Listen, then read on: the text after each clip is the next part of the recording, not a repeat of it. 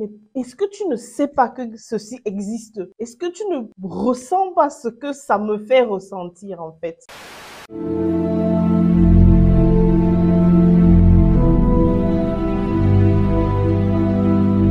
Bon, il faut dire que de façon naturelle, je suis quelqu'un qui aime sublimer les choses. Ça veut dire que même pour la chose la plus banale, je vais raconter une anecdote. À ma première consultation de grossesse, le médecin me dit il te faut un carnet pour pouvoir noter tout ce qui va se passer entre nous pendant les 9 mois. Alors moi, je suis allée dans une boutique de la place acheter le plus joli cahier que j'ai vu avec de jolis dessins. Et puis le médecin était impressionné. Mais pourquoi madame, vous n'avez pas pris un cahier dans une librairie de la place? Je dis non, moi j'aime les belles choses. Ce qui fait que j'ai toujours eu ce petit truc, j'ai toujours voulu faire la déco, j'ai toujours voulu sublimer, rendre tout ce que j'avais autour de moi joli. Pendant la période du confinement de Covid, j'ai une deuxième activité, je suis employée quelque part. On était tous à la maison et puis je suis quelqu'un qui touche un peu à tout et qui n'aime pas être inactive. Je passais des longues nuits blanches à regarder des vidéos et puis un matin, je me suis dit, mais pourquoi ne pas capitaliser ce temps? Et on faisait beaucoup de pâtisserie avec les enfants pour consommer et ça nous faisait prendre du poids. Et je me suis dit, pourquoi ne pas faire ces pâtisseries et proposer autour de moi? De coq à l'âne en faisant les pâtisseries, quand j'offrais aux gens, les gens étaient très contents. Et après, des gens demandaient à livrer à d'autres personnes. Puis j'ai développé ça et puis on m'a proposé. Les clients aussi m'entraînaient au fur et à mesure, augmentaient la qualité de nos prestations. Ce qui fait que nous avons aujourd'hui une très longue liste de prestations que nous offrons. Je développe beaucoup de passion dans ce que je fais autour de moi et je peux pas tout le temps être celle qui donne, celle qui donne du plaisir, celle qui offre du plaisir. Je suis à la limite quelqu'un qui découvre quelque chose de bien et qui dit mais est-ce que tu ne sais pas que ceci existe?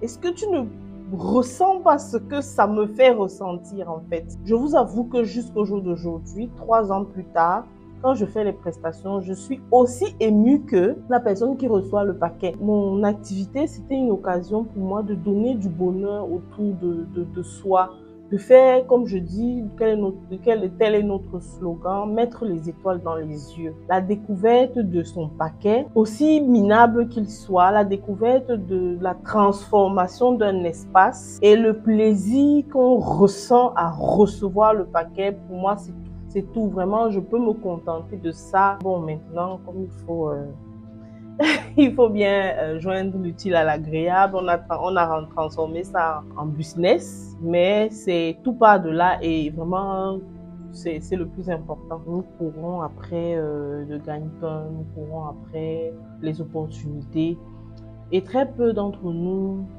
avons le temps de donner de l'attention, donner de l'amour autour de soi. J'ai eu l'occasion, par exemple, d'être contactée par une fille qui vivait en Angleterre. Ça fait 5 ans qu'elle n'est pas venue au Cameroun. Elle voulait faire plaisir à son papa qui vit en Djombe, où le réseau n'est pas fameux. J'ai fait le déplacement pour eux.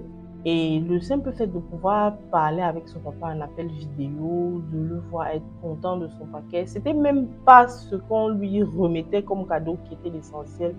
C'était le fait de rappeler à son papa qu'il compte pour elle et qu'ils peuvent encore se revoir. On va dire que les réseaux sociaux ont rapproché les gens loin, mais il y a encore des limites que les rapports humains seuls peuvent résoudre.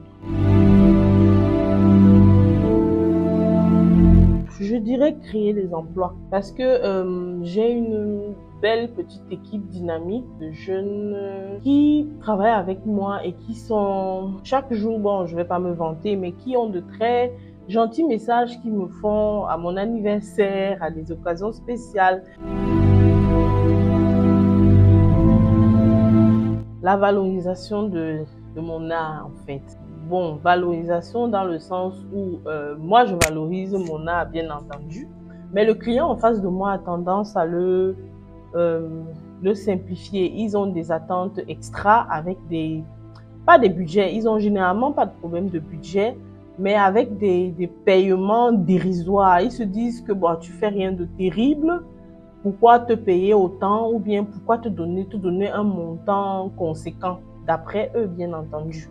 Ce qui fait qu'ils prennent des photos dans des pages, mais ils ne donnent pas l'argent pour que tu puisses t'exprimer. Une fois qu'ils se rendent compte que tu es capable de faire ça, ils sont pour la plupart du temps tout honteux.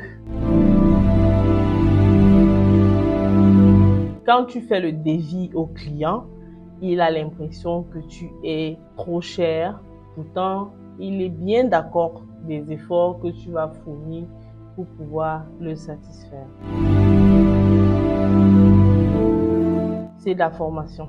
Je voudrais pouvoir me former davantage parce que je suis quelqu'un qui s'ennuie très vite. J'ai l'impression de tourner en rond déjà. J'ai l'impression d'être dans ma zone de confort. Et j'aimerais pouvoir découvrir d'autres sphères, découvrir plus de choses que mon secteur d'activité offre. Maman est une personne libre. J'aimerais que mes enfants sachent que je suis un esprit libre et qu'ils doivent aussi l'être parce que grâce à ma liberté d'esprit, je suis quelqu'un d'heureuse. Je ne me laisse pas enfermer dans une cage, dans une norme. Il faut pouvoir s'exprimer, il faut pouvoir dire ce qu'on a dans les tripes et le crier le plus fort possible afin d'être compris, d'être écouté et de s'épanouir. C'était Marcel pour l'émission Passion de YOLO TV. Retrouvez-moi sur tous nos réseaux sociaux. Je suis la CEO de Forabox. Je suis sur tous les réseaux sociaux. Instagram, YouTube, Facebook, Twitter, Snapchat, LinkedIn, partout.